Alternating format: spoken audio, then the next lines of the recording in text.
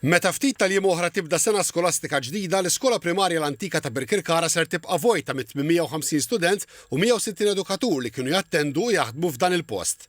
Dan se jippermetti li jissoħta proġett kbir ta' immodernizzar ta' din l-iskola li nbniet fl-1930. It-tfal u l-edukaturi tal-kindergarten u tal-year 1 se jmorru fl-iskola Oliver Friġġieri fil-Ħamrun. Il-maġġoranza minn year 2 sa year 6 se jattendu fl-iskola primarja Adrian Borch fi triq Bsajla f'Birkirkara stess li għaddiet minn bidla kompleta.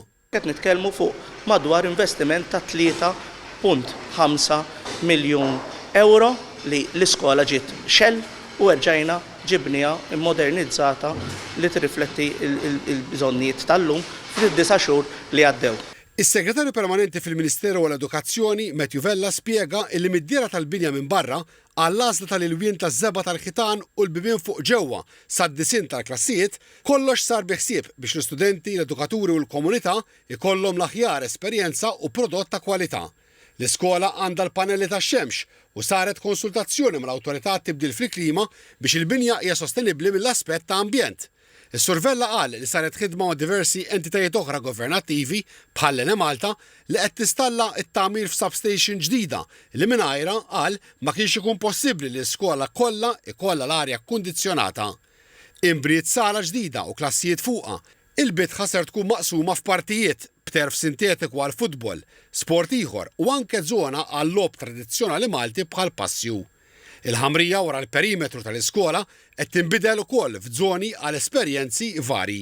Area partikolari bis-siġar qegħdin nittrasformawha f'reading areas f'ponżaj fejn jistgħu allura l-istudenti jaraw il-ħut, jgħixu daqsxejn l-aspett anka il-kampanja u qed tagħmlu dan għal xiex għax iridu l-istudenti tagħna verament nagħtuhom esperjenza holistika. Dan huwa il-prototype tagħna tal-Edu Infrastructure. Is-Segretarju Permanenti spjega li xogħol simili qed isir fl-Iskola Primarja ta' Santa Venera illi tmiss ma' din l-iskola. Ħafna minn dan ix-xogħol qed isir minn ħaddiema tas-servizz pubbliku f'dak li s-Sur Vella sejjaħ bħala turija tal-fiduċja li l-Ministeru tal-Edukazzjoni għandu f'450 ħaddiem li jimpjega bħiliet fi snajja differenti. U meta tara din il-ħidma konġunta tara il-passjoni, il-grinta u l-imħabba li dawn il-ħaddiema tas-servizz pubbliku għandhom biex l-tfal tagħna u l-edukaturi tagħna mhux biss ituhom binja, imma jtuhom binja li verament ser tkun qed tgħinhom fix-xogħol u fit-tagħlim tagħhom.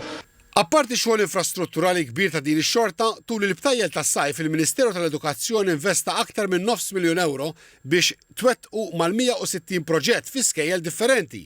Dawn kienu jinkludu interventi differenti bħal tikħil u tibjid, bdil ta' madum, l-installazzjoni ta' servizzi ġodda u bdil ta' bibien u aperturi.